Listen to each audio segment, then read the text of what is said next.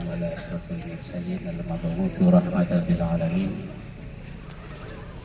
أشهد أن لا إله إلا الله وأشهد أن محمدا رسول الله أما بعد. Alhamdulillah kita bisa kumpul di sini sama-sama membangun kebersamaan. Dan kayaknya kalau semalam nanggung kayaknya, kalau semalam ya baru dapat hujan semalam, terus kita kayaknya tenda paling sunyi semalam ya tenda yang di atas sini kayaknya. Kalau yang di bawah sana kan masih sempat nyala gitu lampunya, apa karena kita udah kecapean semua mungkin ya, dan hujan juga. Dan bagus juga tuh kalau panitia misalnya setting besok itu bisa lebih dari 1 malam ya Pak Santul ya.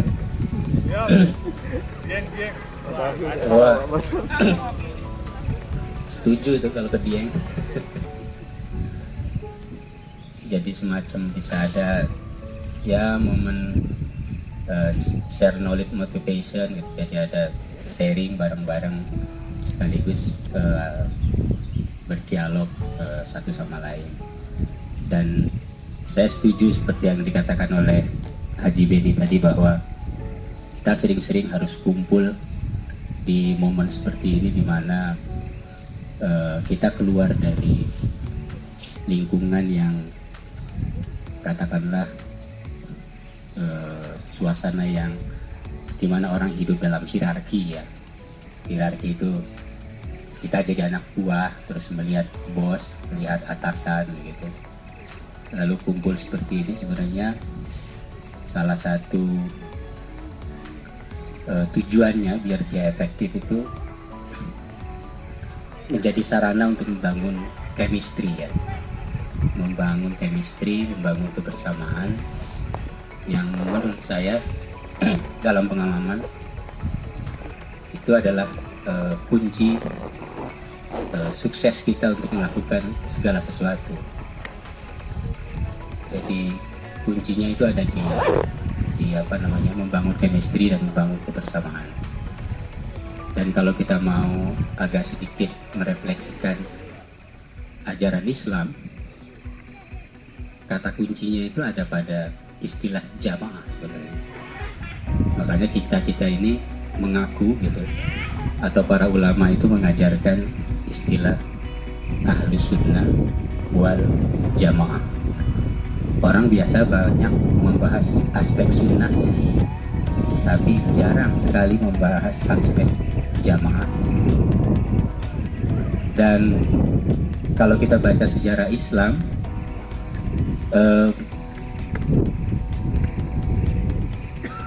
yang paling pertama kali dibangun itu sebenarnya adalah unsur integrasi sosial, unsur kebersamaan itu.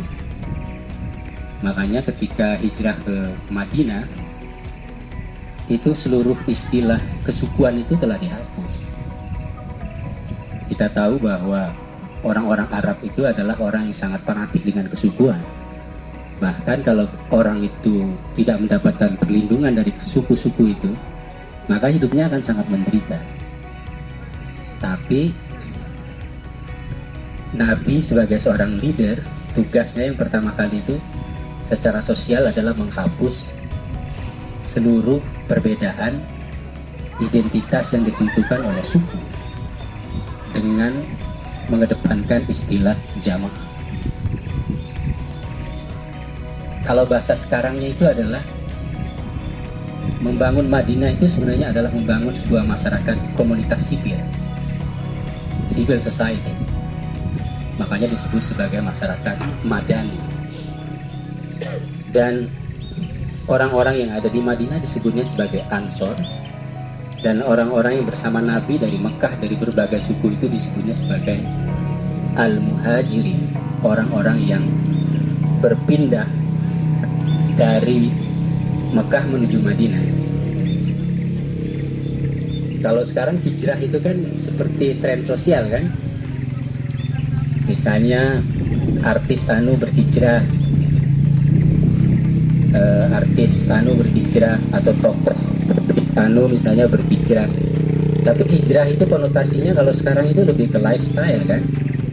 Celananya ganti misalnya, rambutnya ganti, pakaiannya berganti, cara ngomongnya berganti. Yang tadinya ngomong lu gue gitu, sekarang ngomongnya jadi ukti, antum kan gitu ya. Jadi hijrah itu sekarang lebih merupakan sebuah bagian dari ditunjukkan dalam lifestyle. Padahal yang dimaksud dengan hijrah itu adalah bukan sekedar ganti celana gitu, ganti baju, ganti cara manggil orang. Tapi hijrah itu sebenarnya adalah membentuk satu komunitas sipil yang baru. Komunitas sipil yang baru itu yang tidak didasarkan lagi perbedaannya berdasarkan kesukuan dan identitas. Itulah yang disebut dengan jamaah. Hidup berjamaah itu sebenarnya maksudnya. Dan di masa awal sejarah Islam itu, Nabi memperkenalkannya bukan masuklah ke dalam Islam, tetapi bilangnya hati ila jamaah. Kalian merapatlah ke dalam jamaah. Merapatlah ke dalam jamaah. Jadi pertama kali adalah jamaah. Makanya Abu Bakar misalnya setelah Nabi tidak ada, dia memerangi orang-orang yang tidak mau membayar zakat. Jadi bukan karena tidak bayar zakatnya orang itu diperangi, tapi dengan tidak membayar zakat sebenarnya orang sudah keluar dari komitmen hidup sebagai berjamaah. Jadi bukan soal saya bayar zakat atau saya tidak bayar zakat, bahwa kenapa dia diperangi, karena dia keluar komitmennya dari kehidupan berjamaah gitu. Bahasa sekarangnya hidup berjamaah itu adalah integrasi sosial, bahwa orang itu hidup dalam sebuah komunitas di mana identitas itu sudah dilepaskan, berbasis identitas, latar belakang kesukuannya juga dilepaskan, status lamanya juga dilepaskan, dia memasuki sebuah status baru sebagai warga sipil gitu. Kalau dalam ilmu sosial itu sebagai warga sipil yang memiliki hak yang sama dan kewajiban yang sama. Karena itu mereka yang tidak ikut dalam jamaah itu tidak diberikan ghanimah kalau dalam perang. Mereka tidak punya hak.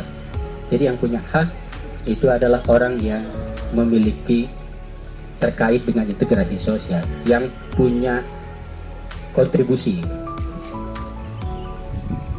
Itu saya bilang ini penting karena biar kalau kita membahas ahlus sunnah itu, kita juga membahas salah satu istilah penting yang kehidupan sosial gitu.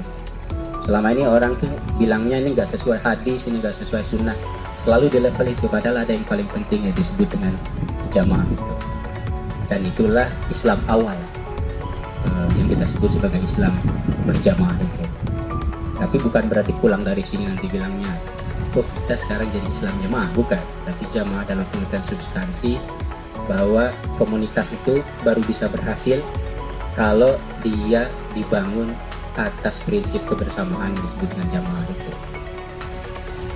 Jadi orang-orang yang datang dari Mekah ke Madinah disebut dengan Al-Muhajirin, orang-orang Madinah disebutnya sebagai Ansor. Padahal Madinah itu terdiri dari berbagai suku, ada kelompok-kelompoknya, tapi disebutnya sebagai Ansor. Dan rekaman sejarah Islam awal juga menyebutnya Al-Muhajirin. Bahasa Yunaninya itu disebutnya Margaritai, bahasa Suryaniahnya disebut dengan Megrahai. Jadi ketika Umar datang ke Palestina, catatan pertamanya menyebutkan adalah orang-orang Megrahai yang datang ke Palestina. Megrahai itu adalah bahasa Suryaninya untuk yang kita sebut sebagai Al-Muhajirin. Lalu dibangunlah kota-kota di luar Mekah dan Madinah, di Kufah, di Basrah, misalnya di Damaskus dan di Mesir ya. Kalau sekarang itu semacam kota mandiri, semacam kota satelit. Mungkin kalau sekarang itu seperti Paramount, seperti kalau kita keluar tol itu ada Sumarekon gitu. Nyebutnya dulu adalah pusat.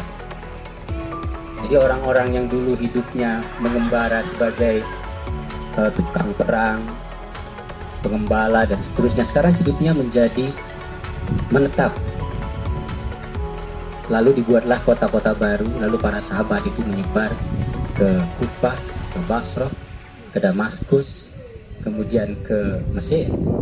Makanya sejarah Islam awal itu ditandai oleh penyebaran para sahabat ke wilayah-wilayah itu untuk membangun sebuah komunitas yang baru dalam jamaah juga.